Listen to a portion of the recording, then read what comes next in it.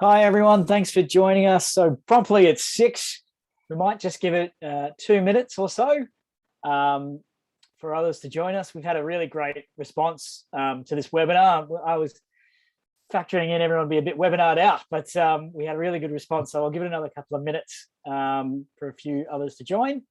And then Deborah Sykes from the Port Phillip Emergency Climate Action Network will join us to introduce a bit about PCAN. We'll ask for everyone to keep yourselves on mute throughout as well, if that's all right. But yes, we'll be starting very, very shortly.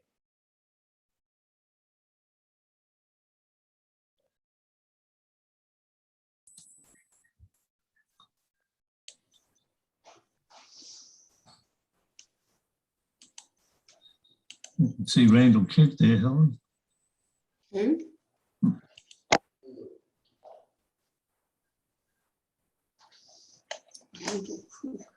There's Stuart Harper. There's Colin. There's Josh Burns.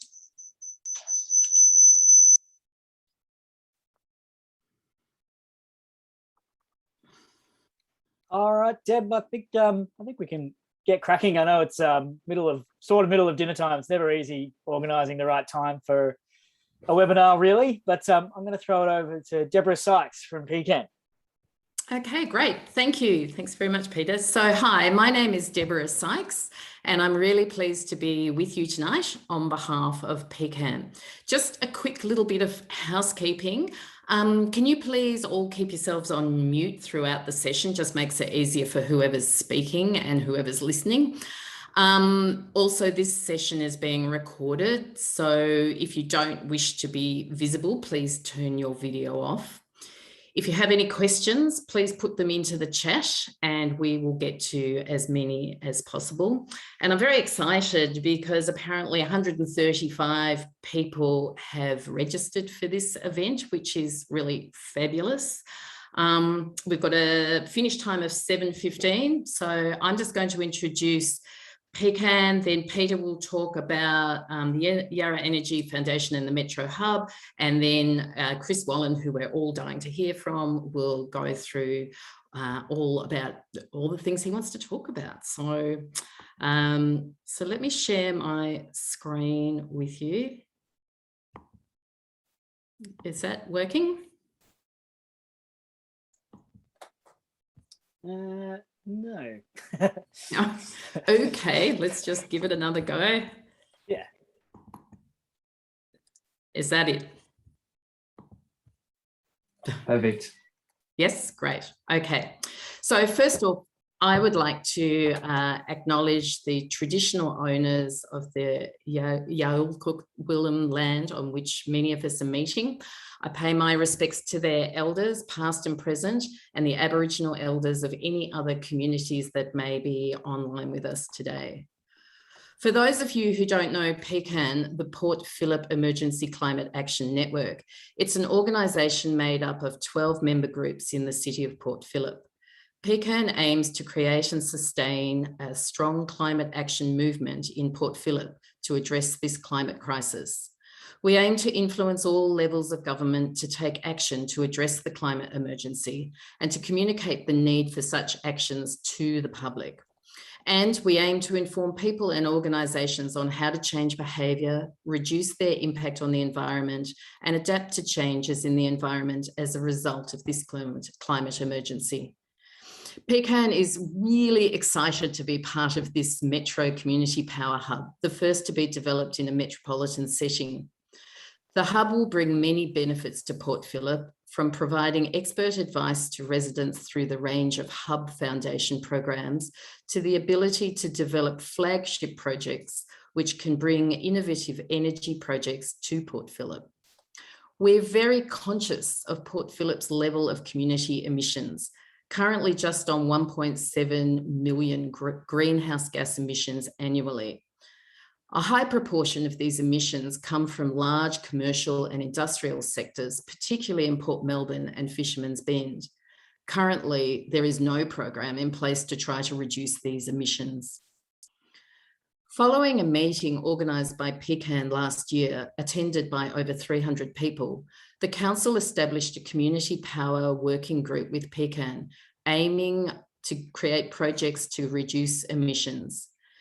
This working group identified two possible projects. One, a power purchase agreement for the large commercial and industrial energy users, and the other aimed at identifying electricity retailers who could provide renters and apartment dwellers with renewable energy at less than retail prices. Both these projects could be progressed through the Metro Power Hub, and we hope Council will support this work going forward. PCAN will be running a workshop soon to develop the flagship project ideas for Port Phillip. The neighbourhood battery feasibility study is one we think is really worth pursuing. And we also know that people in this audience will have other suggestions which we look forward to hearing about. So between now and the end of the year, we will be running 2 further webinars in conjunction with the Metro Power Hub. They could be on a range of issues, from getting off gas to electric vehicles. They will be accompanied by drop-in information sessions in libraries, when we can, to assist residents in finding more affordable energy retailers and energy retrofits for homes. Whatever your concern, please go to our website at pcan.org.au to register your interest and ensure that you receive updates on events around the hub. So what are community power hubs being developed? As a result of enormous community action over many years, the Victorian state government is a short way into a 15-year project, which will involve the progressive closure of many remaining coal generators. They currently supply about 70% of Victoria's electricity. And then there's a concurrent development of a very different electricity grid. This different grid would rely on the creation of renewable energy zones and a more complex distributed network which utilises battery storage and interconnections extending right down to neighbourhood levels. Many communities in regional Victoria have already negotiated to have community batteries in place across Australia. So PCAN and Port Phillip took the initiative to be a member of Victoria's first metropolitan power hub. We believe this initiative will enable the citizens of Port Phillip to gain greater control over our electricity production, cost, distribution and use, and simultaneously reduce Port Phillip's emissions. The flip side of this project is another one of the Hub's foundation programs, Getting Off Gas, which Peter will talk about in more detail. PCAN has recently made submissions to the Department of Energy, Land, Water and Planning, as well as to Infrastructure Victoria, about the degasification of Victoria. And these submissions, if you're interested, can be found on our website. Just this year, it's become very evident that methane, more widely known as natural gas, is responsible for nearly 20% of global warming.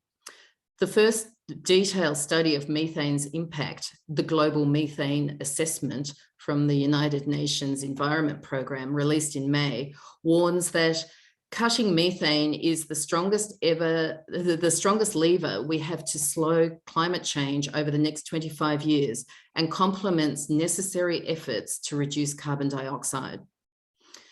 The IPCC 6th report makes similar urgent recommendations, that the one that came out in August. The US and the UK have pledged to reduce methane emissions by 30% this decade, and still Australia is charging ahead with the so-called gas-led recovery. What will Australia possibly be able to say in Glasgow next month? That's why this is also important, and I imagine why you are here listening to this session. Through projects such as neighbourhood batteries and Getting Off Gas, we can show that a renewable-based, low-cost, low-emission future is a very practical possibility. It is a future that grassroots communities can confidently advocate to national governments. Empowered communities actually can have much influence. As the saying goes, from little things, big things grow. Thank you. Right. Now I'm just trying to unshare my screen. I think I've done that. Is that right, Tim? Looking good on your screen. Excellent. Thank you. I can still see the slides, but I think it's just taking its time. There we Yes, go. it is. There we go. Very, Perfect. very slow computer. I've saved too much stuff to my desktop, so it's not doing so great these days. But thanks, Deb. Thanks very much for introducing us all to PCAN. And for everyone out there, if you haven't heard of the good work the PCAN have been doing, seriously check them out and spread the word and join, be a part of what PCAN. I've written PCAN incorrectly on the slide here, but you get the gist. And but yes, certainly they're very warm, very welcoming, and are doing a lot of great work and have for a very long period of time. So yeah, certainly check them out if you can. So yeah, briefly, who I am. Who am I? I'm Pete Mercurio, and I'm the manager of the Metro Community Power Hub. But I've also been a team member of the Yarra Energy Foundation for 5 years now. We're a small not-for-profit. We're independent energy advisors. City of Yarra have actually funded us since 2010. So we've been around for a while, offering residents and businesses advice on how to transition to renewable energy, whether that's energy efficiency audits or an assessment of energy using equipment at your home or your business, but also assisting you with solar. And part of that solar process is, finding the right suppliers. So I'll get into all of that later on, but that's the Yarra Energy Foundation in a nutshell. So we've been around for quite some time, which led to, I suppose, our application to Sustainability Victoria to become the lead partner in the first ever Metropolitan Community Power Hub. Sustainability Victoria, you may or may not know, we're running pilot projects since 2018 in regional Victoria. So one in Bendigo, Ballarat and Latrobe Valley. And check out some of the results that they were able to do in their short period of time of being a pilot. But through those pilot projects, Sustainability Victoria have opened that up to 3 other groups, or 3.5 other groups, I should say. And we were fortunate enough to be the lead partner for the Metro Melbourne Community Power Hub. So we're really excited to bring this to you all and really get an understanding, I suppose, and translate to you what does that actually mean. But yes, we've received funding through the Community Power Hubs program, that pilot program from the Vic government through Sustainability Victoria for the Power Hub. So what is a Power Hub? Great question. A Community Power Hub is really, it's a collection of groups. It's a collaboration. There's a lot of really great climate community groups across Melbourne that have been doing really great work in advocacy and campaigning over a long period of time, PCAN just being one of them. And that's really great when we're trying to get our councils to move in the right direction, when it goes to responding to climate change and what that looks like. But a lot of the time we're working in silos. So it's a really good opportunity to bring all these climate change groups together. Our role here is to build some of the more recent climate groups up to the same level as like a PCAN, for example. But there's heaps across the board. So it is a real collaborative effort, a collection of groups and organizations, not-for-profits, banks, neighborhood houses, schools. It's quite a lot. So Lachlan, who's on the call here and is the Community Energy Project Officer, being a real linchpin in bringing all these groups together to deliver real climate change solutions, not only at the grassroots level, but as high as we can go. So that's what a community power hub is in a nutshell. So some projects can range from, changing lights at sporting grounds to LEDs, putting in a solar farm and getting direct energy from that through like a power purchase agreement, for example. But it can be as simple as energy literacy and billing assistance. So a lot of the work I've done in the past is helping public housing residents understand their bill. So we're going to include that in some of our project deliverables over the course of the Power Hub life, which unfortunately is only 10 months. So we'd really like to make this as successful as possible. So there's no reason but for Sustainability Victoria to help fund us and all the community groups that are attached to this. So how do we do that exactly? How do we work collaboratively? So the Community Power Hub is made up at the moment of about getting close to a dozen now climate community groups, and a lot of those councils that are aligned to those climate community groups. Brett Hedger from City of Port Phillip is here tonight, so I'm really thankful that Brett's here as well. And he's put his email in the chat, so feel free to email him with any inquiries about this or whatever is on your mind about climate change and climate change solutions. But we've at YEF have developed quite a steady stream of pipeline projects, I guess you could say, that are socially acceptable, financially feasible, and technically viable that's kind of where we fit in. We are energy experts at the Yarra Energy Foundation. So I suppose it's the missing link between your community organisations like a PCAN, and we can really help them accelerate some of their own projects based on the experiences we've had and the knowledge that we've learned over time. I think between the team, we've got collectively over 50 years of energy expertise. And as you probably all know, energy and the energy market is changing dramatically in a very short period of time, and keeping up with it is half the battle. So that's what we're here for, to help out with all the climate change community groups and councils too. So we're here to deliver implementation-ready community projects. So it was really interesting when I had my first conversations with Sustainability Victoria. It's like, what projects have we already delivered to our council network and our council partners?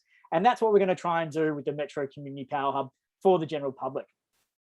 Naturally, as an independent not-for-profit, we'd like to think that we provide local trusted advice as well when it comes to clean energy. So roundtable partners, who are they? Well, we've managed to get Bayside Climate Crisis Action Group on board, who may be here tonight, I'm not entirely sure.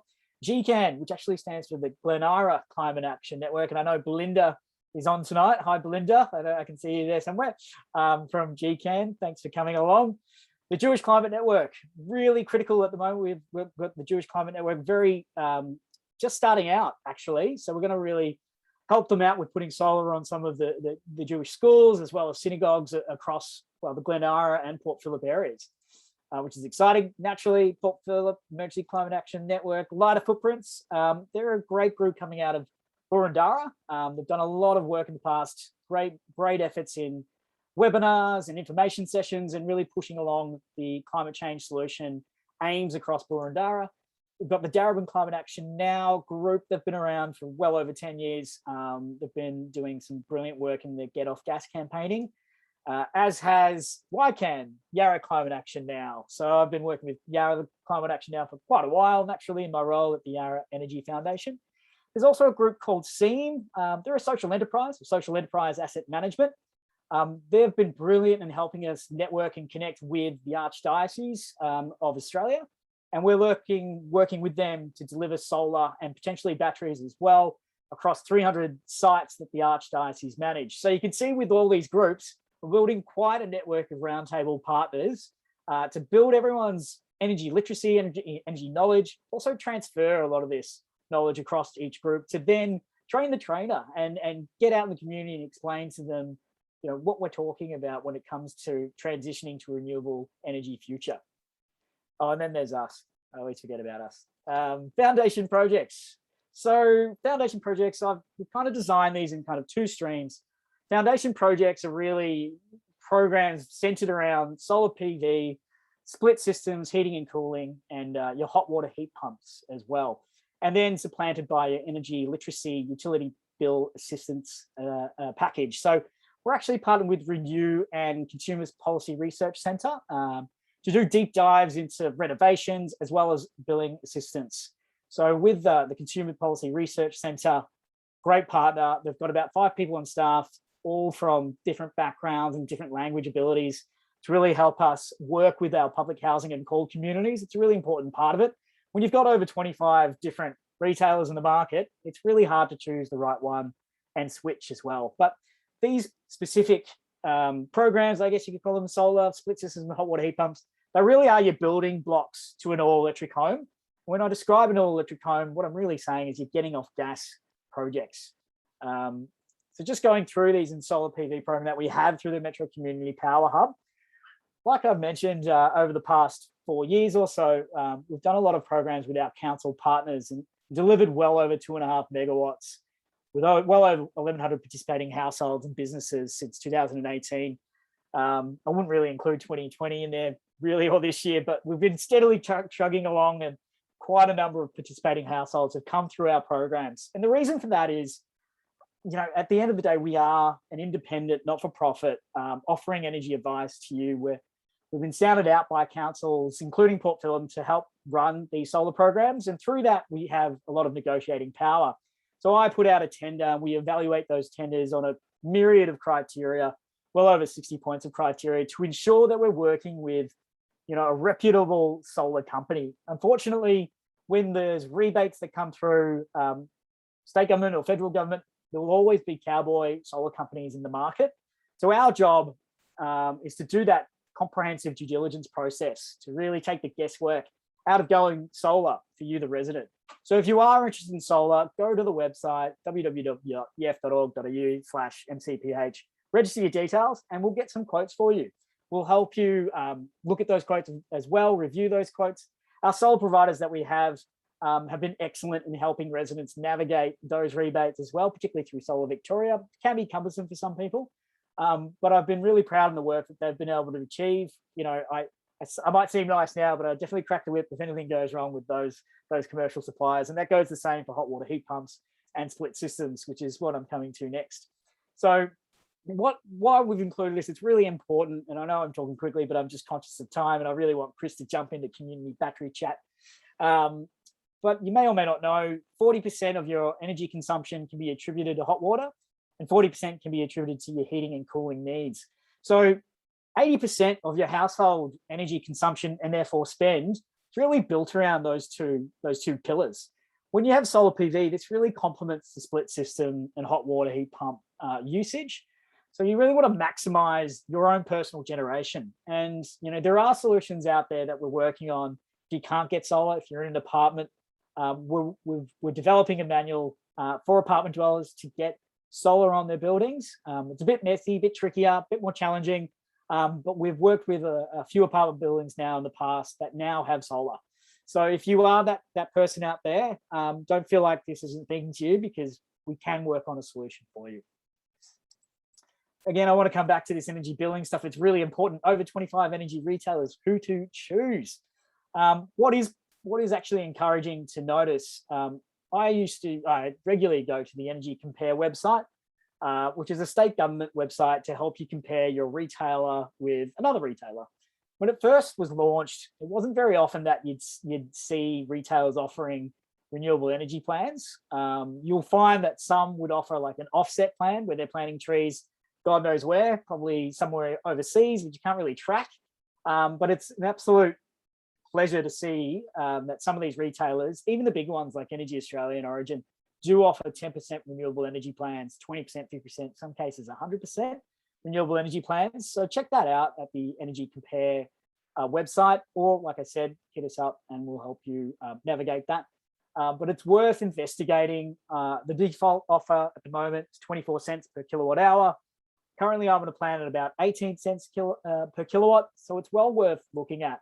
I know some of the coal communities that I've worked with, public housing residents, some were paying 40 cents per kilowatt hour, and it was just quite shameful. So we are working on, with Renew and Consumer Policy Action Centre and the University of Melbourne, in developing a power purchase agreement for public housing residents, as they're all with individual retailers. So that's really exciting to be able to do. And I wouldn't be able to do that without the Metro Community Power Hub.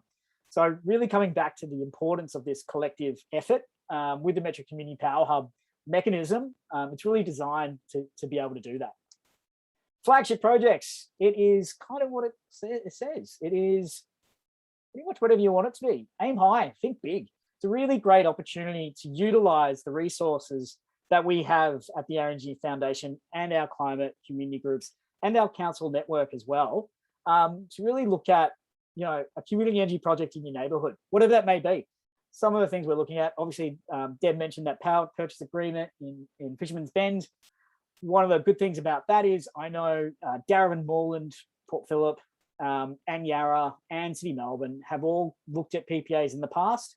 So we've got the material there. We just want to apply it to Fisherman's Bend, or even piggyback Fisherman's Bend onto that. It does require a lot of work, don't get me wrong, but we've got that ability to work that out.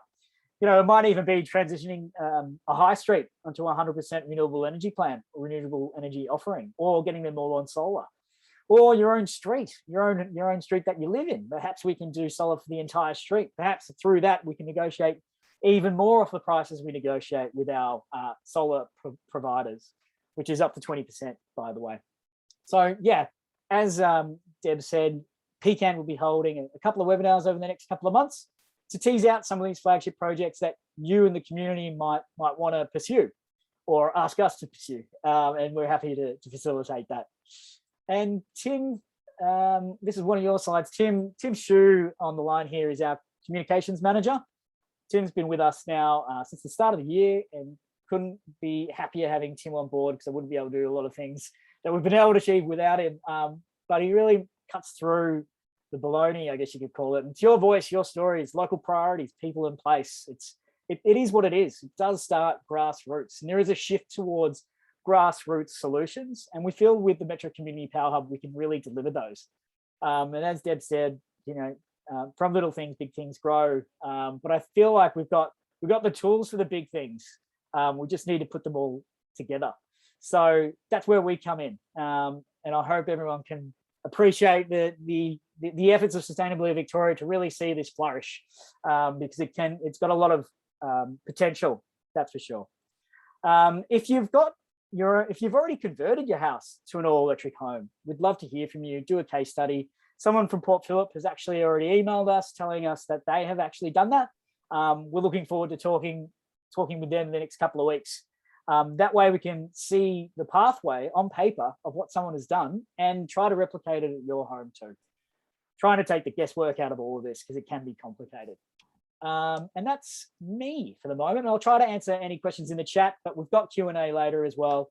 And I'm sure the team can answer those. And without further ado, I'd like to introduce Chris Wallen. So Chris has been instrumental in getting community batteries to the stage in which they are for the Our Energy Foundation, and by extension, the Metro Community Power Hub. Chris may not be aware, but I'm really thankful that he's come aboard, because working with City Power and forging a formal relationship with the grid operator had always seemed too hard. It always seemed like Fort Knox from a community group. But Chris was able to manage a formal relationship with City Power, who have been just brilliant in helping us put together this community battery initiative. Chris, over to you, mate. Great. Thank you so much, Pete. I've been trying for the last minute to share my slides. Are you able to see them? Yep. Yep. Great. Okay, great. Thank you, Pete. Thank you, Deb and Judy, for inviting us today. And I would like to pay my respects to the Wurundjeri people on whose land, from whose land I am speaking tonight. So, Wominjeka. I'm going to talk to you about community batteries. To me, it's the new kid on the block, and it's also a major agent of change for the whole electricity network. It is going to allow us to do a lot of things that before were not possible. And so I will take you through today, first a little bit of a primer on community batteries. What are they? How do we understand how they work? What's the value they bring? Then I'll tell you a bit about the project that we are working on. And then finally, I'll talk about how you can identify the ideal conditions for getting a community battery project up and going. Okay, so first a primer. So I wanted to talk a little bit about energy and power. Now, why? Because those two are very important in understanding a community battery. So I thought the best way to make it clear was to think of Lasha Talahadze. He's the strongest man in the world. He can lift 484 kilos by himself. So that's his power. He's a powerful man. And imagine for a moment that his power is 1 kilowatt. And then imagine that he is lifting that for 1 second. During that second, the energy he is burning is 1 kilowatt second. So that is the energy. His power is the ability, the capacity to do it. The energy is what he's burning to use that power. If now he keeps it up for an hour, which I think would be pretty hard, but if he did, it would be 1 kilowatt hour. In a similar way, if you look at the power that you have available in your household, well, at your power point, you have power in the order of kilowatts. Now, you think of voltage like 240 volts or 230 volts, but the power that it can actually make available to you is quite significant. If you don't have anything else on that power point, you could maybe have a heater up to 5 kilowatts. That's how much power you could get from that power point. But when you use it, so like it is actually lighting up a light bulb, well, there is then energy that is flowing, and it's that energy that's important. So a battery stores that energy and makes it available as well when it's discharging. So the main element of a battery is the kilowatt hours. And so we can see from that the different types of community batteries that are out there. Here's a picture to show you a little bit of what's happening in the press. And thank you, Tim, for putting this slide together. You can see some there, that can be fairly big like this, or over here, you can see the Tesla modules, a little bit different. They're still coming in different forms and so forth. But the way you look at them is you say, well, all right, this one here, which is actually the Ausgrid one that is installed in Beacon Hills in New South Wales, I think. It has a power capacity of 150 kilowatts, and the energy it can discharge is 267. This one has 274, and this one has 420. Now, this is interesting because you can see it has a power capacity that is a quarter of the energy. That means if it was running at full flat chat, well, it could discharge for 4 hours, because 4 times 105 is 420. So that's how you look at community batteries. They are very useful because the first thing they do is they reduce solar waste. What does that mean? Well, solar waste is the solar energy that could not be used, either because there are export limitations or there are other issues that prevent a solar installation to make available all that energy produced.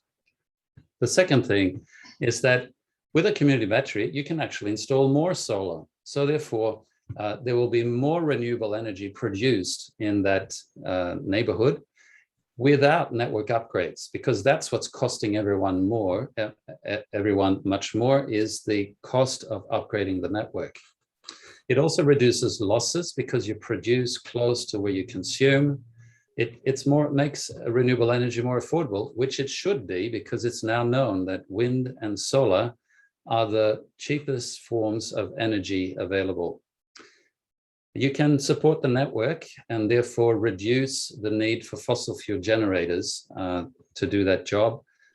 More equity, because particularly in our business model, which I will tell you about in a moment, we make the energy stored in the battery available to everyone. Most of all, I think as you can become more involved with the neighborhood battery, the battery in your neighborhood, you can develop more trust in how the energy sector is operating. So let me now tell you a little bit about the project that I'm working on. This is a project that started about 1.5 years ago, and I had actually started earlier than that, as I was actually volunteering with the Community Energy Group, and it seemed to me that the best way to help neighborhoods engage on the transition to renewable energy was by enabling more solar with storage, hence community batteries. And that eventually led to, Yarra Energy Foundation being interested in my idea. And then I hit the ground running very much from day one. And I knew that the only way for this to work is if the distributor is on board. So I started calling them, and it took a while before they sort of caught on to this idea. But in early this year, we signed a memorandum of understanding to work together. And a few months later, we added ANU, the Australian National University, and particularly the department called Battery Storage and Integration Program.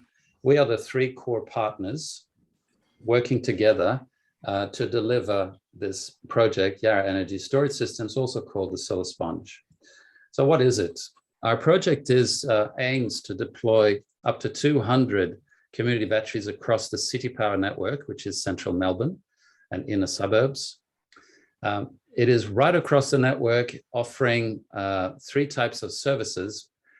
storage and supply, supporting the network, and trading on the electricity market. The ownership model is quite different because we are allowing community members to become shareholders of the business that is running the battery. And I will tell you more about this in a minute. And you can see here that the three core partners, YEF, City Power, and ANU, are working together on this. But there are two other partners that are key here. We're going to have a first system installed in City of Yarra next year. And that is in partnership with DELP, so the Department of Environment, Land, Water and Planning, and the grant that they gave us that therefore allows us to finance this initial system, not only the system, but also the software that's going to run the system. The other partner is the City of Yarra. So we're working very closely with them to make sure that we are delivering a solution in their jurisdiction that will hopefully lead to a lot more throughout City of Yarra. Now, how does it work? The way we do it is we provide first and foremost services to community members through participating retailers. We store energy that is generated during the day on a local network, and then at night we supply it. The way we do it is we supply to everyone. So anyone in the neighborhood can sign up, whether they are a solar customer or not. They can also choose their participating retailer. There will be a few who will be joining us in the first installation, but we hope to get more and more as we go. The battery also provides support to the network because the network has to make sure that the lights are always on. And the battery can provide a key role either when there is too much solar energy coming out or when there is very high peak demand, when lots of households have their AC units running at full blast, the energy consumption could be greater than the supply, and therefore the battery plays a key role. Thirdly, and importantly, this battery can operate on the electricity market by buying and selling electricity, but also in assisting in keeping the frequency, the 50 hertz that you have in the energy that comes out of your power point, to keep that 50 hertz at 50 hertz. Batteries are extremely well designed and capable of doing that, and that is an important service that it can offer on the market. The way we are approaching it is by allowing each battery to be partly owned by local community members as retail investors, but also to attract wholesale investors who may provide the capital that allows to rapidly deploy a lot of these batteries throughout the neighborhoods. That allows local community members to have their say in how the battery is run and to decide on, for example, how the business will distribute its benefits to the community. Our role as YEF is in three main areas. So first we are putting together a feasibility study capability. So we can actually help you understand what it takes to get a community battery going in a particular location. Secondly, we can deliver it for you. That's what I do. I'm the project manager of the first system being installed. And thirdly, we are developing the software with ANU. So the software that's going to run this, plus all the commercial arrangements with retailers, with City Power and other parties, we are setting up, and we can operate that on behalf of the community group that would like to have that battery. But it is not necessary. A community battery group or a community energy group can decide to run this battery by themselves. The software that we are developing, we are putting it in the public domain. So anyone can leverage that and run it themselves. We are a not-for-profit, and we would like to offer a cost-effective solution to those who do not want to get involved with that and don't have or cannot find the skills, both technical and commercial, to pull this off. All right, now let's talk about what's the value that we are proposing here. First and foremost, having a community battery in your neighborhood enables more solar to be installed and more solar to be exported. That is the reason you want to have a community battery there. We are not offering specifically virtual storage for a few solar customers. Instead, we are making available the energy that we are storing locally to everyone who would like to sign up. We source the energy locally when the sun is shining and remotely when it is not. Now, it's important to understand that when we charge from remotely, we do that during the day when the renewable content is higher than at night. That means that when you are consuming as a battery customer at night, you have a higher renewable content than you would have had if you were getting the energy straight from the grid. Our business model also does not involve any cost for anyone to sign up. You even get a discount, not a big discount, but a discount. And that allows you to see that it is worthwhile financially and for the environment to sign up to the battery.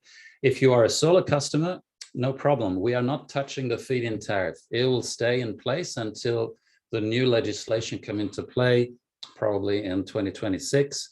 But up until then, you will have your same feed-in tariff. How does it work?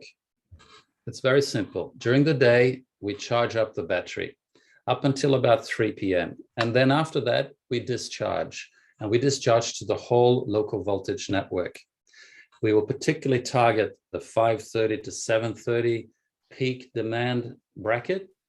But basically, we will discharge the battery we are targeting with this first system to maybe discharge 200 kilowatt hours every night.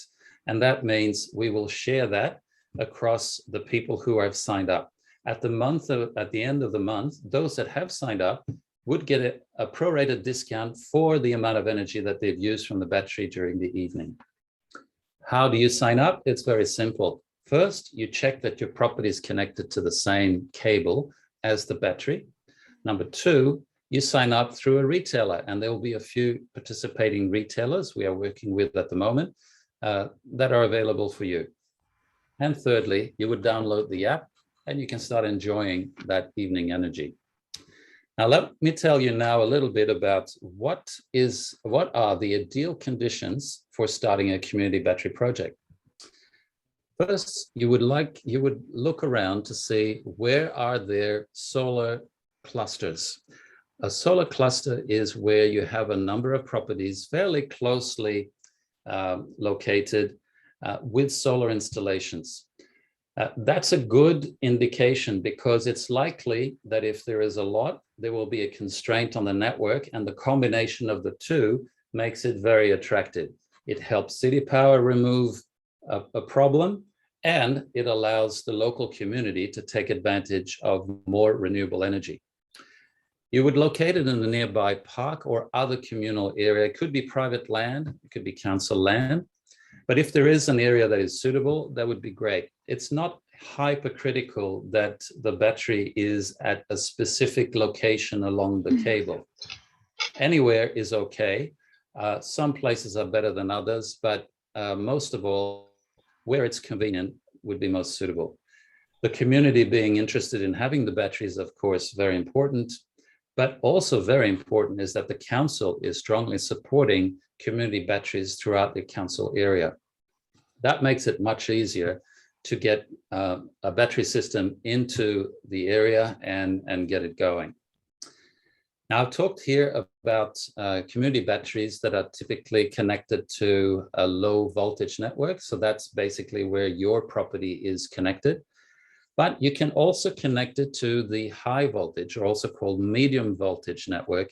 And this is in the cases where you may have a school, a college, a shopping center, a larger institution, or an estate where there is some property, there is some space on the property. There's generally a larger solar array, or there could be. And we could therefore have a larger battery that is connected to a bigger cable with a greater capacity, and it could supply several neighborhoods, not just one neighborhood. So that's a possibility. It's a different business model from what I've presented to you, but that is a possibility. Also wanted to tell you, if you have in mind that one day you may purchase an electric vehicle, well, I would like to say that community batteries and electric vehicles are a perfect marriage. Why is that? Well, if you have solar energy on your house and you have a driveway and you can therefore connect your car and you can charge your car that way, but most importantly, you can use the feature that is going to become more and more prevalent called vehicle to grid. It means that the very large energy storage of your car could supply your evening consumption because it would be much less than what you would need to drive your car. But what about those people who live in apartments or don't have a driveway? Well, that's where a community battery comes in very handy.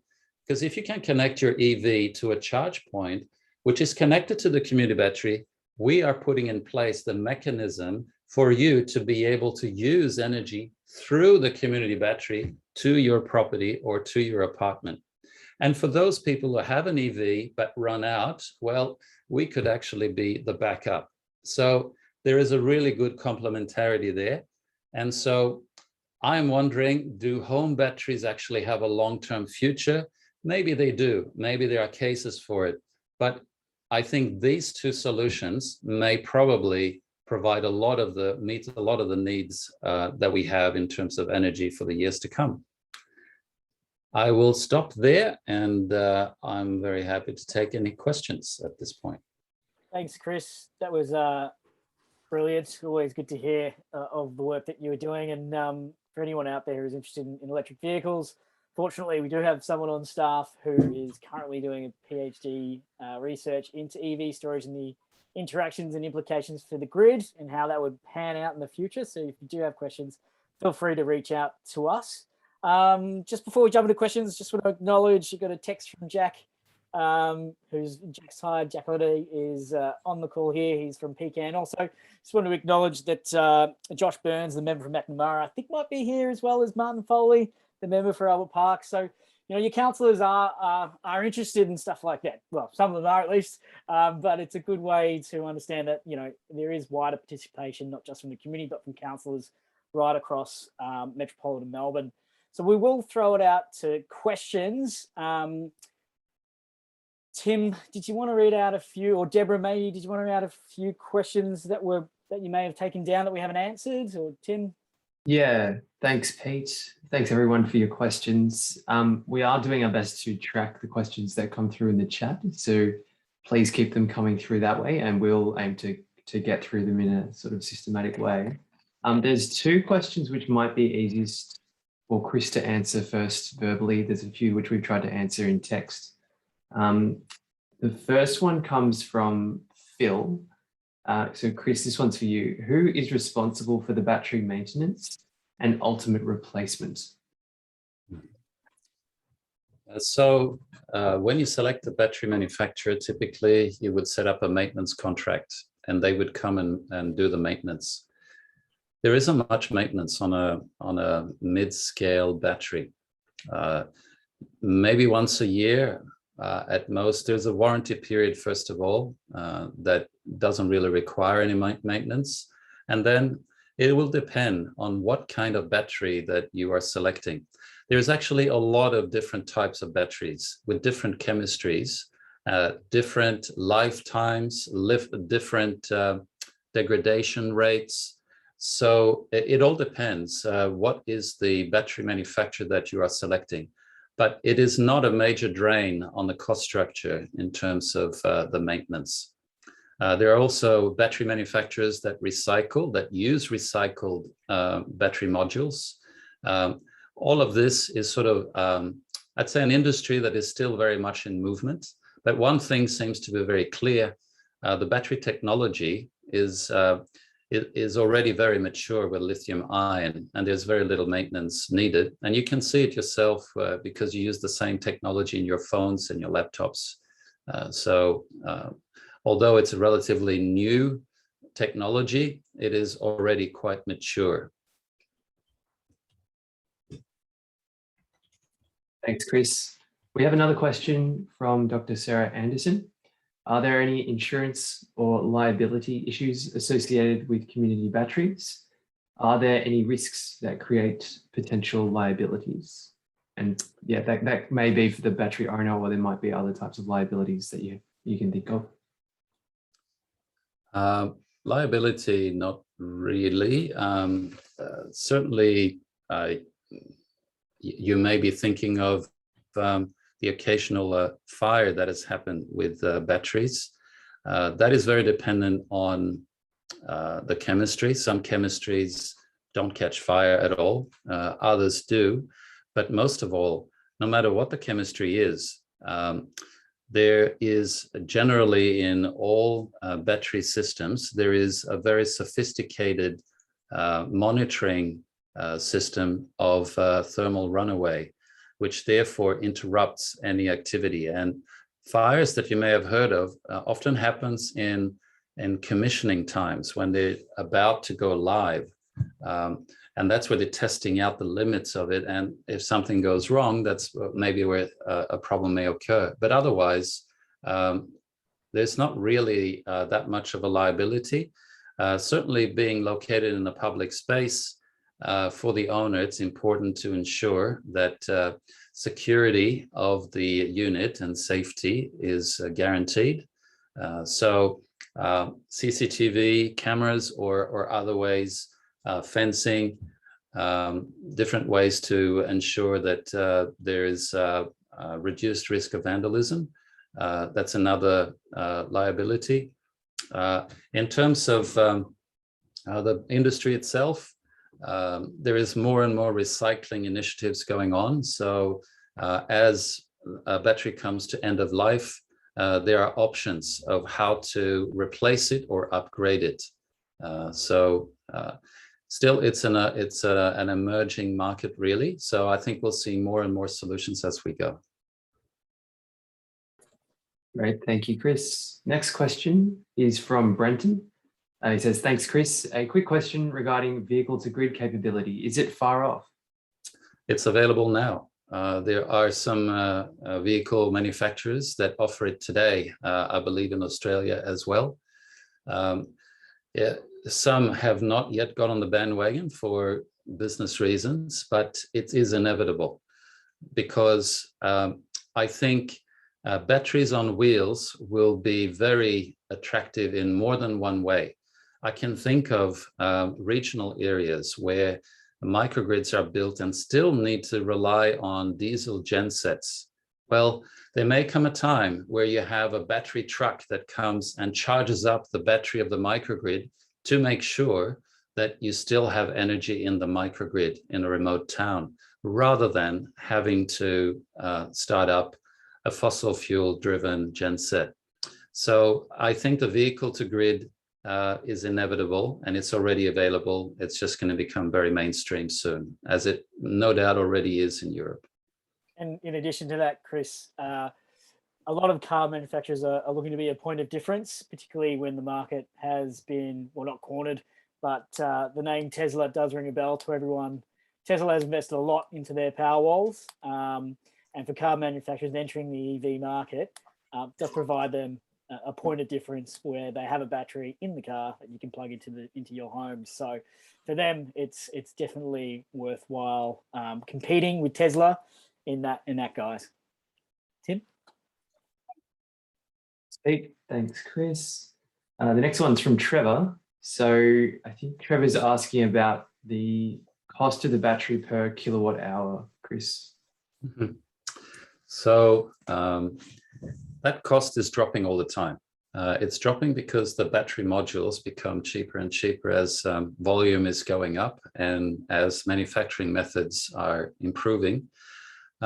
Depending on which analyst you're talking to, at the very high, at the large scale, you can count about $500 per kilowatt hour.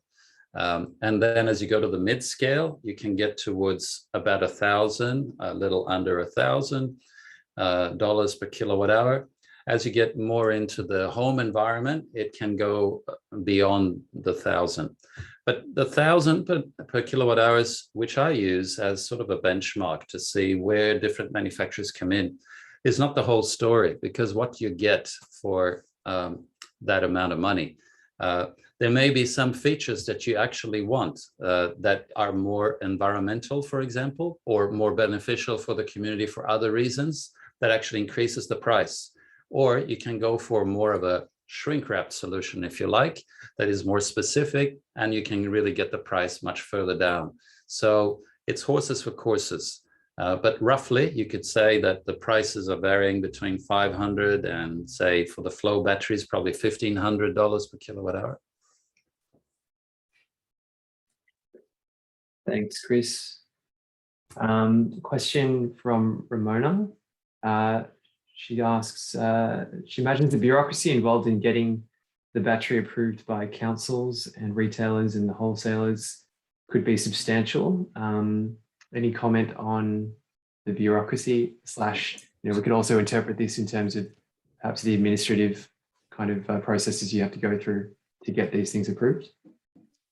Well, thank you for the question. That's my job. Not just me, Tim and others on this call are working with me to work out these things. And that's precisely the value at YEF we would like to offer anyone who's starting a community battery project, is that we will already have set up a mechanism by which the battery is capable of delivering its value profitably.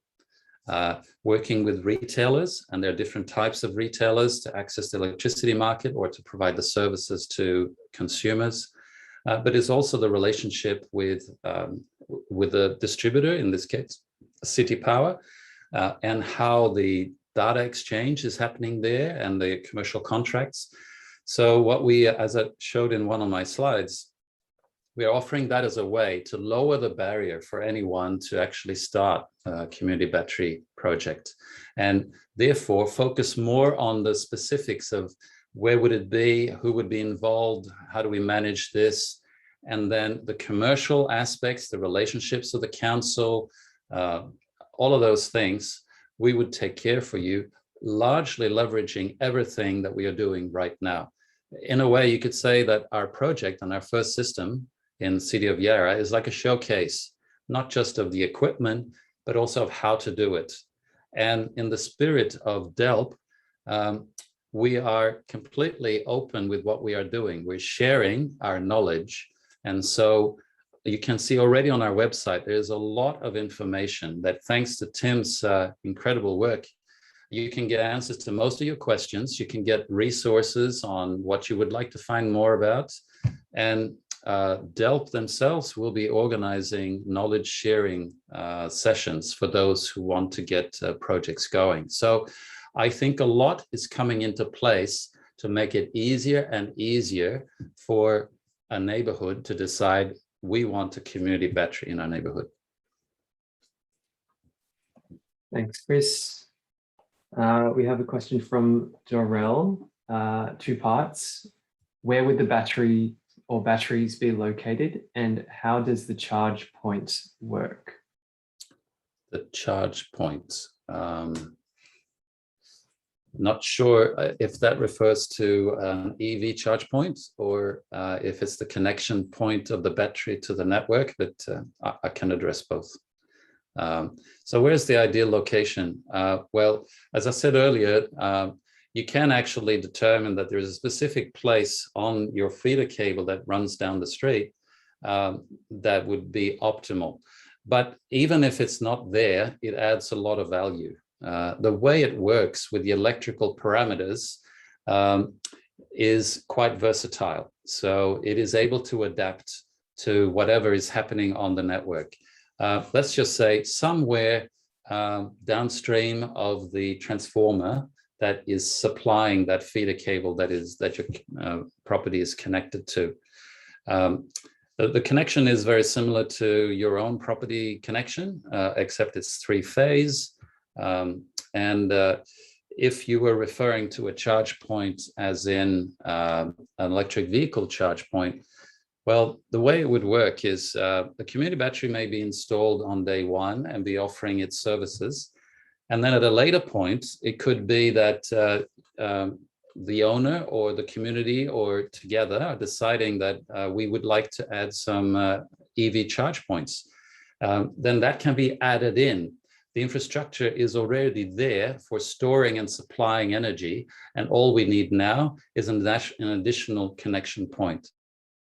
And so you could imagine if it's sitting at the beginning of a street, you could have several points along that street, and people could therefore park their cars along, connect in, and through an app, they could decide what they want to do as they connect in.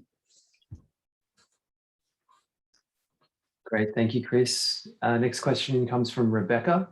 Can you please give an indication of how much a community battery would cost for approximately 30 houses? Great, Rebecca. It depends if the 30 houses are solar houses and you would like to know, do these 30 houses, what does it cost for them to have a community battery instead of each one having their own battery? That's one option. Or there's 30 households in a community, and what would it cost for them to have a community battery? So let's first say that if you are looking for a virtual storage solution for these 30 solar customers, currently that's not what we are proposing with our offering, because we want to make it available to everyone to be able to source. But it is a possibility. So if there is a neighborhood with 30 solar customers and there's an agreement of how they would like to be supplied, they could actually come together. And because of economies of scale, it'll cost them less to have a community battery than each one of them their own battery. If instead it's all customers, let's just make it bigger. For example, often you will find up to 200 to 300 customers on the same local voltage network. So what we are proposing with the size of roughly a large four-wheel drive, that is suitable for providing the energy during the peak demand to reduce a lot of the cost of up to 30 customers within, say, 300 customer neighborhood. So that just gives you an idea of what it could be. As I said before, we want to make it open to the community members to actually decide how the energy is discharged and what the business model is. By default, everyone who signs up gets a prorated share of the energy that's discharged, but that can be changed. We can do it differently. So for 30 people, if it's only 30 people, probably be a fairly small battery. We are targeting a 250 kilowatt hour system, which is suitable for up to 200 customers. Thank you, Chris. Next question comes from Helen. There are a number of power substations already located in our community. Is there a way of making use of these facilities for the battery location? Definitely. So if it's in a power station, so it could be a zone substation or something like that, if there is space available, definitely. That requires even more involvement of the distributor though. So in this case, it would be City Power. They would have to agree that the battery sits on their premises, but why not? You could definitely do that. The other thing I'd like to say is if there is a communal area where you can put a community battery, if it's today a certain size for a certain size neighborhood, over time, that size will keep shrinking for the same capability. So it's probably, not just probably, I would think that in the future, you will have along a feeder multiple batteries because there'll be more and more solar. So you'll be able to have more and more locally generated renewable energy available at night. So I think looking forward, it's more a matter of how do you make it fit in to a neighborhood from a visual aspect that is suitable. And we are working a lot on that aspect because it's not just the unit itself. It would probably be screened in some way, and the screening can be decorated in whichever way the community would like. It can actually make an area that's not so attractive look more attractive. So it all depends where would be a suitable location for a battery system like that. Great. Thank you, Chris. The next question is from Richard.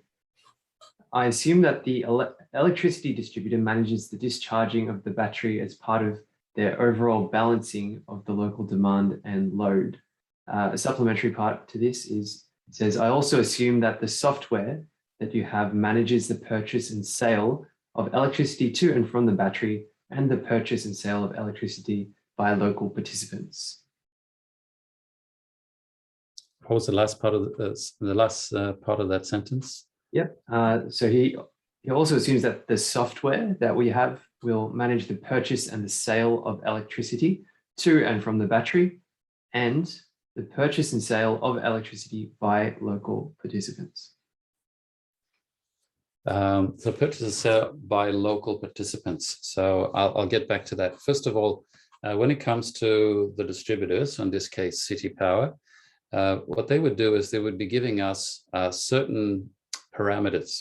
We call it an operating envelope. And they say, all right, you have to operate this battery within these measures. And that's how, when we sign on to say, yeah, we're going to provide a service here, we agree to keeping the battery operating within those parameters. So we actually run and operate the battery and we meet their requirements rather than them operating and dispatching the battery. The software, which we are developing with ANU, is what is running the system. And it is the one that is deciding when to buy and when to sell electricity on the spot market. The spot market is like a stock exchange. The price of the electricity kilowatt hour is changing all the time. So the software is deciding on that. The last part of the sentence I'm not really sure of, because what we are not including as a feature at this point of our deployment is peer-to-peer trading, if that's what you were referring to, as in some customer could sell their energy to a neighbor at a certain price. That's something maybe in the future we could do, but at this point, it's more about charging the battery and discharging it to those that have signed up. Not sure if I answered that last part of the question. But... And just to clarify and reiterate what you said earlier, Chris, is that customers can participate in the battery via an existing retailer, which may be what you were getting at there, Richard. So people locally can purchase their electricity, but through a standard retailer. That's right. And there would be a few retailers participating in this initially that hopefully will become broader and broader as we go. Great. So just doing a time check, we've probably got time for maybe one or two more questions. There's a question from Andrea, and I'm just going to reinterpret the question slightly. So what if there aren't many properties with solar? So I think, Chris, would a community battery still make sense in an area without much local solar PV on roofs? Okay, it is possible. What it means is that it wouldn't really resolve a network problem. So if you want to do it, City Power would probably say, yeah, that's fine, but we don't have any special need.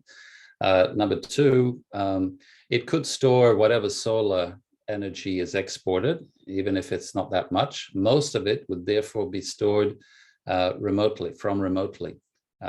As I said in the presentation, the renewable content is higher during the day than in the evening. So yes, you are definitely increasing the amount of renewable energy that you are consuming at night. The business case is not as good, but it's certainly possible as well. So I should actually add one thing. I realize that it's difficult to prove the commercial viability of a community battery in these early days. And therefore, the cost structure that we are building with this first installation is very thin. We're making some decisions to ensure that it runs at the lowest cost possible so that we are able to prove that it's possible to make a profit on it. But as things improve and the costs are dropping and so forth, I think it'll be easier and easier. But in the early days, it's really important to have a razor thin look at at all the costs involved in running that battery system. Thanks, Chris. Another question from Rebecca. How much would, for example, 200 customers pay for access to the battery?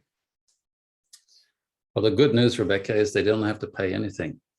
In fact, I'm working closely with City Power on this. And with these battery systems coming out, we will innovate with a new type of tariff. And that tariff is taking into account that energy is exchanged on the local network and is not using the whole other big network. And therefore, it shouldn't be costing as much. It's a new type of tariff that we're going to be introducing with community batteries. And that basically allows the battery to charge on top of a lower tariff, a supply fee, the sum of both being less than what you would otherwise pay at peak time. So there is a small discount there. And on your bill from your participating retailer, you would probably see a line saying, discount from use of the battery, and there would be a negative figure that would reduce your bill. So basically, what do you need to do? You need to check that you are on the same network. Number two, you need to sign up with a participating retailer. And with that, with those two actions, you are able to get a discount on your evening consumption. So no cost involved for those who want to sign up. Thanks, Chris. We're just about to run out of time. I just want to be able to hand back over to the original speakers to wrap up. Roger and Ryan, thanks very much for your question about the yacht club redevelopment on Marine Parade. Unfortunately, we're sort of not really across the details of that, and we're not representatives of City of Port Phillip either, so we can't really respond to that question in any sort of substantial detail there. So I'll just hand back to Pete to wrap up the session, if that's all right with you, Pete. Or, yeah, sure. I'm Deb, gonna actually hand it off to Deb. So over to you, Deb. Over to you, Deb. Okay, well, that was fantastic. Chris, you are an absolute font of knowledge. I'm just so impressed, and it's been so informative. And as I started out saying, so exciting. There's so much potential out there, and I love it that it's all at a grassroots community level. So thank you. And thank you, Yarra Energy Foundation and Metro Power Hub. Pecan is thrilled to be able to host this and looks forward to lots more work with you. And also for everyone who's listening, please register on our website. Be part of us so that we can get the community moving and fantastic things happening. And any questions that you still might have, put them through to either Pecan or Yarra Energy Foundation. And because it's all just starting, we're just learning as we go. And so we're all in it together. I'm sure you've heard that somewhere before. Anyway, so thank you very much and good night. Thanks, Deb. Thanks, everybody. Thanks a lot, everyone. Have a great evening. Thank you. It was all informative. Cheers. Take care. Okay. Bye-bye.